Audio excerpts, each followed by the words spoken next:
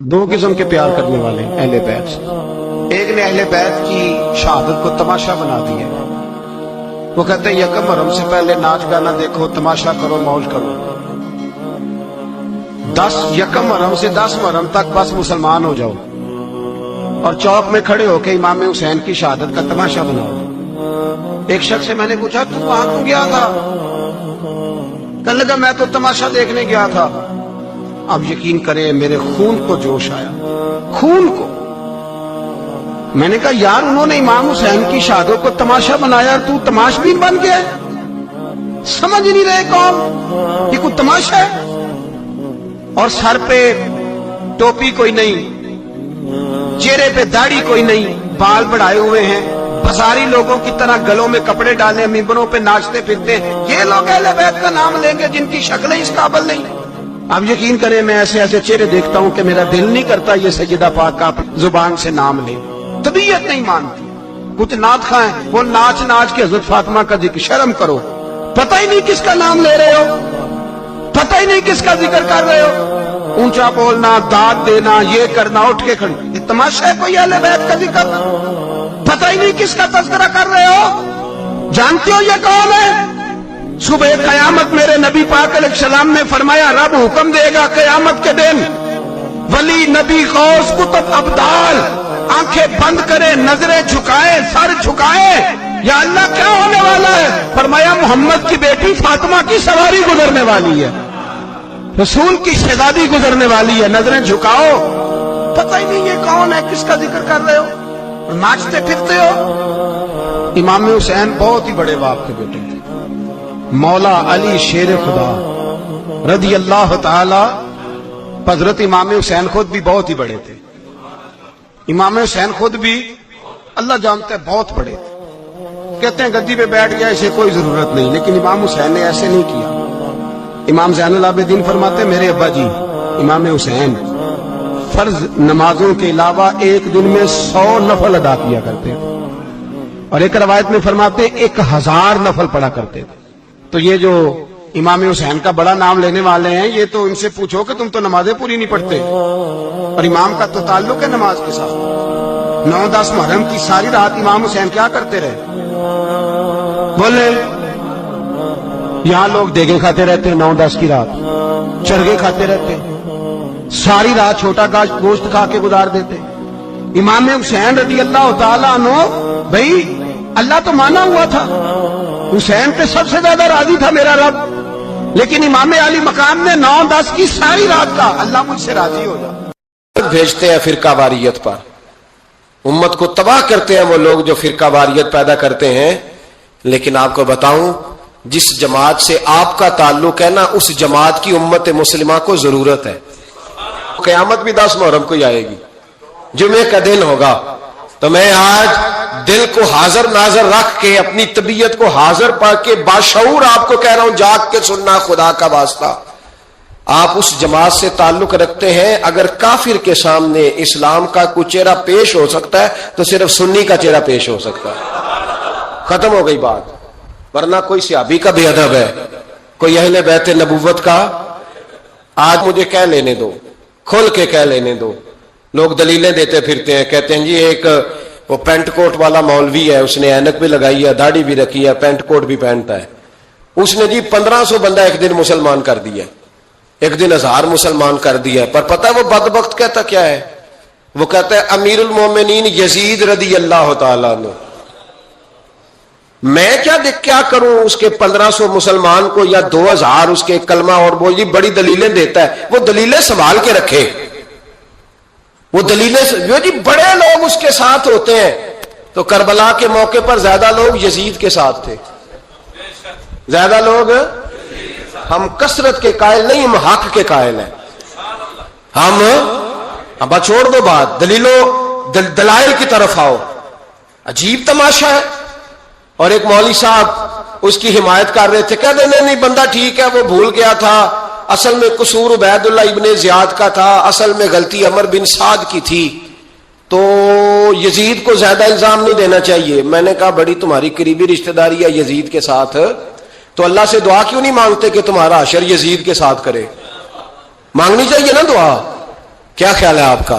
ہم الحمدللہ جمعے والے دن مسجد میں بیٹھ کے دعا کرتے ہیں، یا اللہ ہمارا حشر امام حسین کے غلاموں میں کرنا.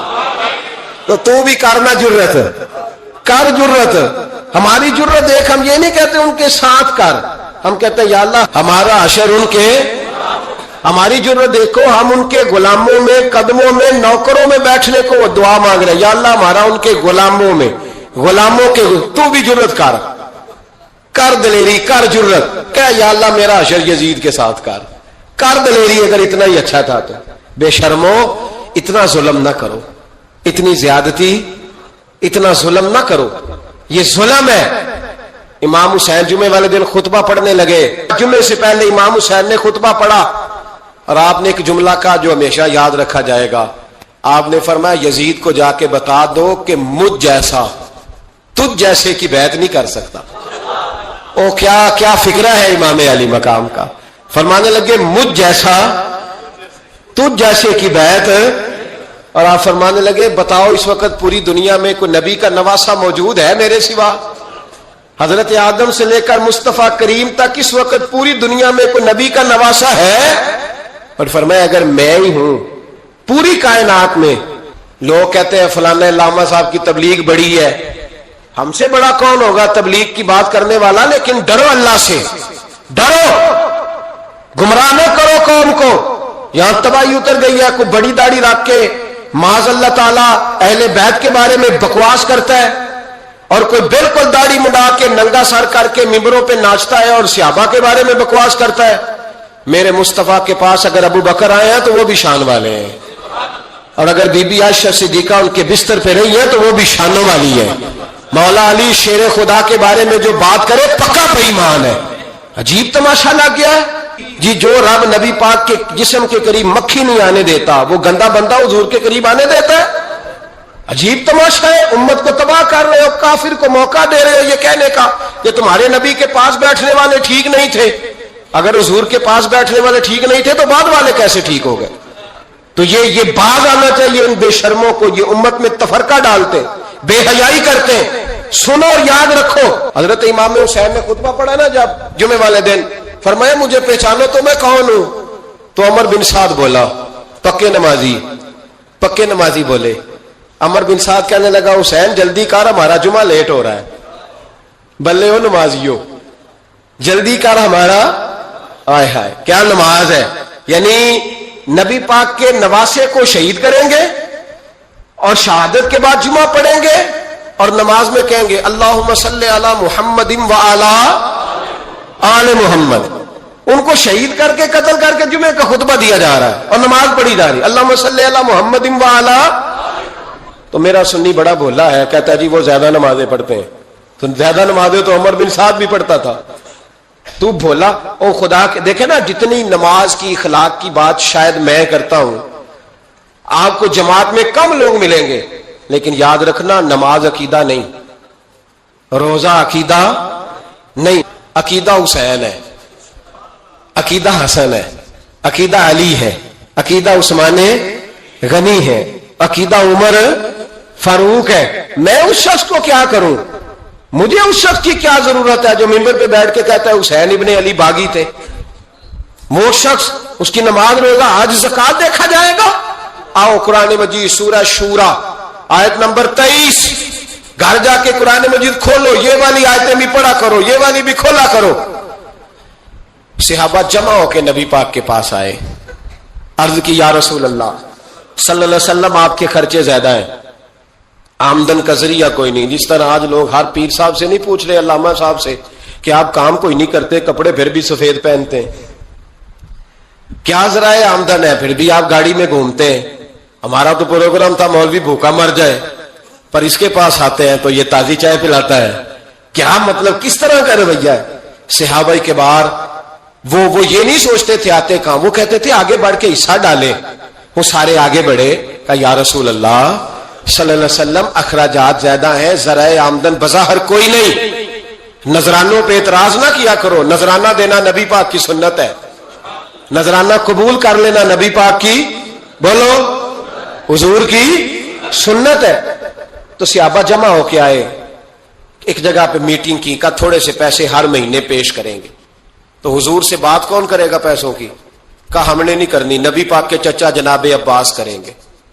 حضرت عباس رضی اللہ تعالیٰ عنہ کے ذمے لگایا گیا، جناب عباس آئے، حضرت عباس رضی اللہ تعالیٰ عنہ پیسے لے کے آئے، اور سیانے بندے تھے، انہوں نے بڑی سمجھداری والی عقل مندی والی بات چھیڑی۔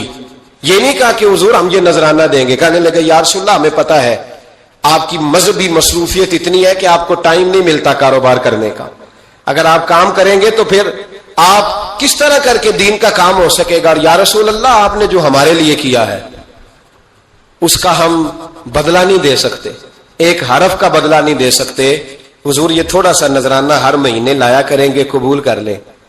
نبی پاک کے سامنے رکھا ہی تھا کہ اللہ کا قرآن بول پڑا، کا کل لا اسألکم علیہ اجرا، محبوب ان سے فرما دو کہ میں نے تمہارے لیے بڑی تکلیف سہی ہے، پر میں تم سے کوئی اجر نہیں مانگتا، تم سے کوئی اجر نہیں مانگتا، ہاں اگر تم نے کچھ کرنا ہے الا المودۃ فی القربى، تو میرے قریبیوں سے پیار کرتے رہنا، میری ختیجہ سے پیار کرنا، میری عائشہ کا ادب کرنا، میرے قریبیوں کا احترام کرنا۔ یا رسول اللہ ازواج تو گھر میں ہے ہی، قریبی کوئی اور بھی خاص ہے جس کا ادب کرنا ہے؟ تو نبی پاک نے فرمایا ہاں علی، فاطمہ، علی اور فاطمہ کی اولاد، فرمائے ان کا ادب کرتے رہنا، اس کا مطلب یہ ہوگا کہ تم نے میرے ساتھ بڑا ہی اچھا سلوک کیا ہے۔ کہا ان کا ادب کرنا، جناب علی، سیدہ فاطمہ، اور دونوں کی ان کا ادب کرنا فرائض دین۔ اہل بیت ہمارا ایمان ہے۔ 9-10 محرم کی درمیانی رات عمر بن سعد امام علی مقام کے خیمے میں آیا اور آ کے کہنے لگا حسین باتیں دو ہی ہیں، اب یزید اور عبید اللہ ابن زیاد اور دیگر کوئی اور بات سننے کو تیار نہیں ہوتے، دو ہی باتیں ہیں، یا آپ کو بیعت کرنی ہے یا جنگ کرنی ہے۔ تو امام علی مقام فرمانے لگے کہ مجھے ایک رات کی مہلت دے دو۔ حضرت عباس رضی اللہ تعالیٰ عنہ حاضر بارگاہ ہوئے تو امام علی مقام سے عرض کرنے لگے بھائی جان مجھے پتہ ہے سویرے آپ نے کیا فیصلہ کرنا ہے، آپ نے رات مہلت کیوں مانگی ہے، پتہ نہیں رات کیا کیا بدگمانیاں سوچیں گے۔ تو امام حسین فرمانے لگے عباس تیرا کیا خیال ہے، میں نے سوچنے کے لیے ٹائم لیا ہے۔ کہا نہیں مجھے کچھ بھی نہیں کرنا، نہ کچھ سوچنا ہے، فیصلہ بھی وہی ہے جس کا تجھے پتہ ہے، لیکن بھائی یہ آخری رات بچی ہے، کل حسین دنیا سے جائے گا، دل کرتا ہے کہ آج کی رات نہ میں رج رج کے اپنے رب کو سجدے کروں، میں جی بھر کے اس کی عبادت کروں، یہ پیشانی اس کے حضور ناز جھکے۔ اور یار حسین ابن علی تو ایک رات باقاعدہ بچائیں کہ میں نے اللہ کے حضور حاضری دینی ہے، اور تو ساری راتیں ضائع کر دیتا ہے۔